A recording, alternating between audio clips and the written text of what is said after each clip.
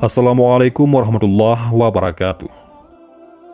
Dalam Sirah Nabawiyah, karya Syekh Syafiur Rahman Al-Mubarakfuri, diceritakan sebuah kisah mengagumkan, yaitu masuk Islamnya Sayyidina Hamzah radhiyallahu anhu, paman Rasulullah sallallahu alaihi wasallam. Sayyidina Hamzah radhiyallahu anhu memeluk Islam di saat situasi Makkah sedang memanas. Ketika Nabi Muhammad sallallahu alaihi wasallam dan para sahabat menderita akibat gangguan dan penindasan kaum musyrikin Quraisy, Allah Ta'ala mencurahkan seberkas cahaya dengan masuk Islamnya Hamzah bin Abdul Muttalib radhiyallahu anhu. Sebagai putra Abdul Muttalib, Hamzah demikian peduli terhadap nasib keponakan tercintanya, yaitu Nabi Muhammad SAW. Sejak kecil, Hamzah sudah mengenal dekat sifat Nabi Muhammad SAW. Kejujuran dan keluhuran budi keponakannya itu selalu membuatnya takjub dan bersimpati. Beliau sangat paham dengan Nabi Muhammad SAW sejak kecil, karena umurnya hanya terpaut 2 tahun. Maka sejak Nabi Muhammad SAW mulai menyeru pada Islam di usianya 40 tahun, dan mendapat kecaman dan ancaman dari musyrikin Quraisy, Hamzah bin Abdul Muttalib selalu membela dengan sepenuh hati. Berkatalah Hamzah kepada pemuka-pemuka Quraisy, "Dengarkan baik-baik apa yang akan aku katakan ini. Demi Tuhan, siapa yang mengganggu saudaraku, yaitu Abu Talib dan keponakanku Muhammad, akan aku buat mereka marah dan tak sanggup menghadapiku." Andai saja tidak dicegah Abu Talib, yaitu saudaranya sendiri, Hamzah yang sangat ditakuti Quraisy sudah mengunduskan pedang, menyerang siapa saja yang menyakiti Nabi Muhammad SAW. Hamzah bin Abdul Muttalib melanjutkan perkataannya, "Aku bersumpah, siapa yang berani menyentuh Muhammad pasti berhadapan denganku, dan tidak akan ada satupun yang lolos dariku." Saat kaum Quraisy mengancam siapa saja untuk memeluk Islam, Hamzah justru tampil melindunginya bersama saudara-saudaranya, yaitu Abu Talib dan Abbas bin Abdul Muttalib. Suku-suku lain di luar Makkah yang ingin memeluk Islam bahkan ia kawal, hingga rumah keponakan tercintanya, Nabi Muhammad SAW, tanpa ada yang berani mengganggunya. Padahal saat itu dirinya belum memeluk Islam. Namun saat beliau mendengar lantunan ayat suci Al-Quran yang dibacakan oleh Abu Huzaifah, beliau tertegun dan hatinya yang keras itu mencair. Bismillahirrahmanirrahim. Sabbihisma rabbikal a'la. Sucikanlah nama Rabbmu yang maha tinggi. Alladzi khalaqa fasawwa, yang menciptakan lalu menyempurnakan ciptaannya. Walladzi qaddara fahada, yang menentukan kadar masing-masing dan memberi petunjuk. Walladzi akhrajal mar'a, dan yang menumbuhkan rerumputan. Faj'alahu ghusa'an ahwa, lalu dijadikannya rumput-rumput kering kehitam-hitaman. Sanukri'uka falatansa, kami akan membacakan Al-Quran kepadamu Muhammad sehingga engkau tidak akan lupa. Illa masya Allah, innahu ya'lamul jahra wa ma yakhfa, kecuali jika Allah menghendaki. Sungguh, dia mengetahui yang terang dan yang tersembunyi. Wa nuyassiruka lil yusra, dan kami akan memudahkan bagimu ke jalan kemudahan, mencapai kebahagiaan dunia dan akhirat. Fadzakir inna fa'atidz dzikra, oleh sebab itu berikanlah peringatan, karena peringatan itu bermanfaat. Sayadzakkaru may yakhsha, orang yang takut kepada Allah akan mendapat pelajaran. Wa yatajannabuhal ashqa, dan orang-orang yang celaka, yaitu orang kafir, akan menjauhinya. Alladzi yaslan naral kubra, yaitu orang yang akan memasuki api yang besar.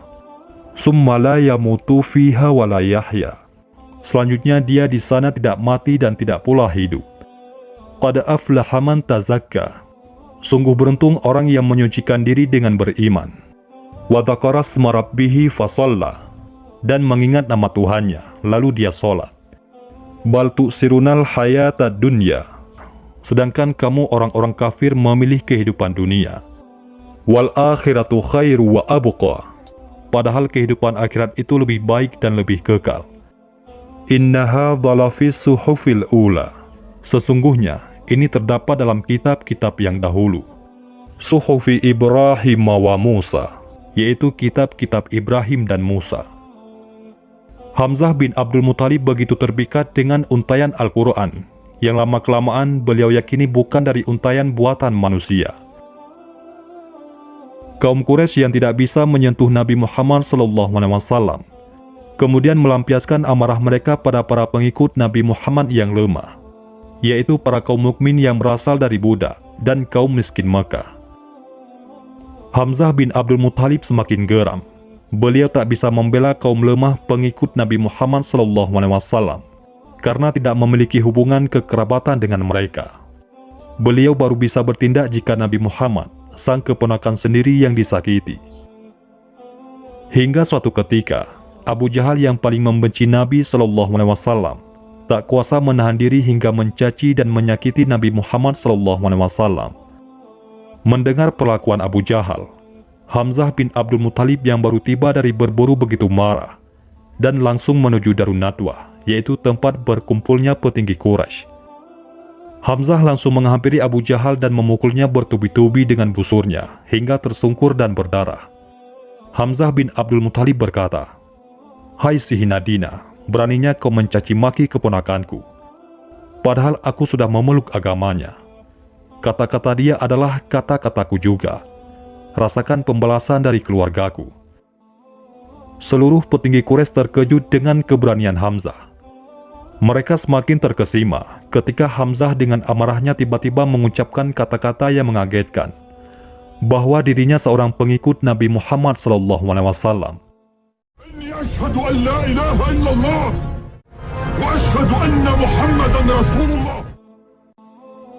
Inilah peristiwa Islamnya paman Nabi, seorang yang tak gentar menghadapi orang-orang yang merendahkan agama Allah dan Rasul-Nya, yang berjuluk singa Allah. Dialah Hamzah bin Abdul Muthalib. Kabilah Abdu Syam, yaitu keluarga besar Abu Jahal, segera bertindak melindungi dan akan membalas. Namun Abu Jahal melarang karena dia telah menyakiti keponakan Hamzah. Sejak saat itu, Hamzah bin Abdul Muthalib selalu mendampingi keponakannya, yaitu Nabi Muhammad SAW, dalam suka maupun duka, yang menjadi perisai bagi tangan-tangan yang akan menyakiti Nabi.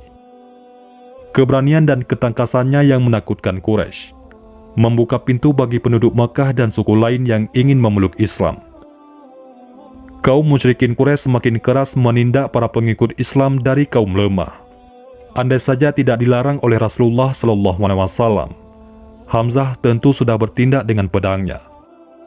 Hamzah yang tidak kuasa menahan diri dari tindakan bengis Quraisy sangat mematuhi petuah keponakannya, Rasulullah Muhammad SAW, yang selalu memintanya agar bersabar, sekalipun harus menjalani hidup sengsara di lembah Abu Talib, saat kaum Quraisy memboikot Nabi dan keluarga besar Bani Hashim selama 3 tahun lamanya.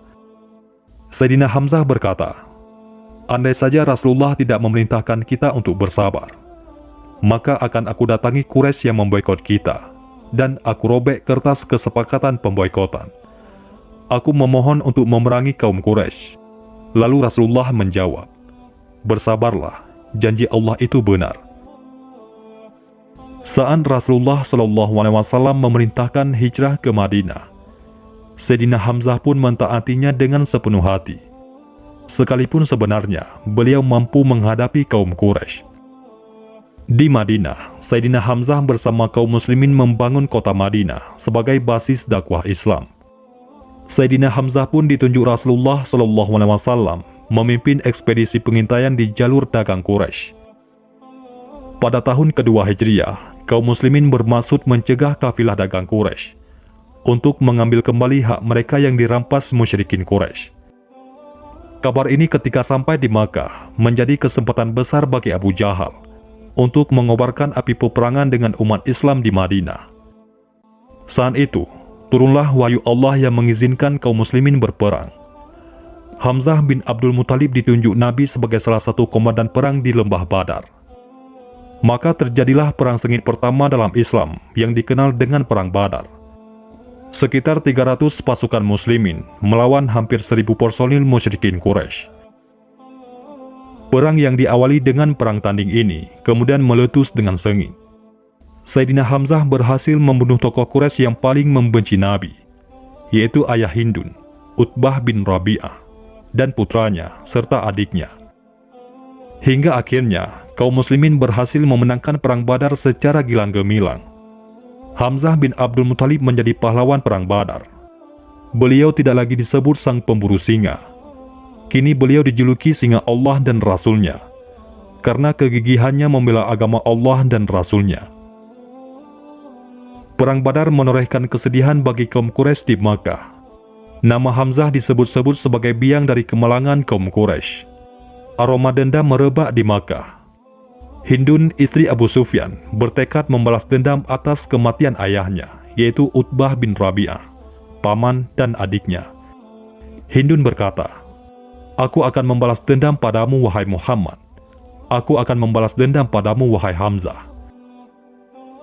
Dendam kaum Quraisy baru terlaksana setahun kemudian, tepatnya tahun 3 Hijriah. Kaum Quraisy pimpinan Abu Sufyan berhasil menghimpun sekitar 3.000 pasukan. Mereka bergerak ke Uhud di Madinah. Rasulullah SAW dan Hamzah bin Abdul Muthalib menjadi sasaran utama kaum Quraisy dalam peperangan ini. Perang berlangsung sengit. Wanita musyrikin Quraisy menyemangati dari belakang pasukan dengan cara menabuhkan rebana. Sayyidina Hamzah diserang oleh banyak musuh. Tapi dengan gagahnya, beliau berhasil menumpas satu persatu musuh-musuh Islam. Tidak ada yang bisa mengalahkannya. Sejarah mencatat, tidak kurang dari 30 musyrikin Quraisy mati di tangannya. Kemenangan sudah diambang pintu, andai saja para pemanah muslimin yang ditempatkan di Bukit Uhud tidak meninggalkan tempat. Lantaran tergiur harta rampasan, tentu kaum muslimin memenangi perang ini. Dalam kondisi inilah tanpa disadari Hamzah, ada seorang bernama Wahsy yang diam-diam telah mengincarnya dari kejauhan. Sayyidina Hamzah menjadi bidikan tombak Wahsy. Hingga saat sang singa Allah itu lengah, tombak Wahsy melesat dan menancap di perut Hamzah bin Abdul Muthalib. Paman tercinta Nabi ini berusaha sekuat tenaga bangkit untuk menyerang Wahsy. Tapi tombak Wahsy begitu dalam melukainya, sehingga hanya beberapa langkah saja, Hamzah kemudian tumbang menghembuskan nafas terakhirnya. Kaum muslimin berdesak hingga berlindung di atas Bukit Uhud. Rasulullah SAW sendiri terus diburu hingga terluka parah. Sekitar 70 orang kaum muslimin gugur sebagai syahid. Jasad Sayyidina Hamzah yang terbaring di antara jenazah kaum muslimin lainnya dihampiri Hindun. Dengan dendam menyala, dikoyaknya tubuh Hamzah untuk kemudian dikunyah jantungnya, namun dimuntahkan kembali. Usai peperangan, Rasulullah SAW dan para sahabatnya bersama-sama memeriksa jasad dan tubuh para syuhada yang gugur. Langkah Rasulullah SAW terhenti di depan jasad paman tercintanya, yaitu Hamzah bin Abdul Muthalib. Air mata Rasulullah menetes di kedua belah pipinya. Tidak sedikit pun terlintas di benak beliau bahwa moral bangsa Arab telah merosot sedemikian rupa, hingga dengan teganya berbuat keji dan kejam terhadap jasad paman beliau SAW. Rasulullah SAW bersabda, penghulu para syuhada pada hari kiamat adalah Hamzah bin Abdul Muthalib. Ketika Sayyidina Hamzah wafat, turunlah ayat Al-Quran di mana Allah Azza wa Jalla berfirman, janganlah kamu mengira bahwa orang-orang yang terbunuh di jalan Allah Azza wa Jalla mati, bahkan mereka hidup. Di sisi Allah mereka diberi rezeki. Quran Surah Ali Imran ayat 169. Ibnu Abbas radhiyallahu anhu berkata, ayat ini turun berkenaan dengan wafatnya Hamzah radhiyallahu anhu dan para sahabat.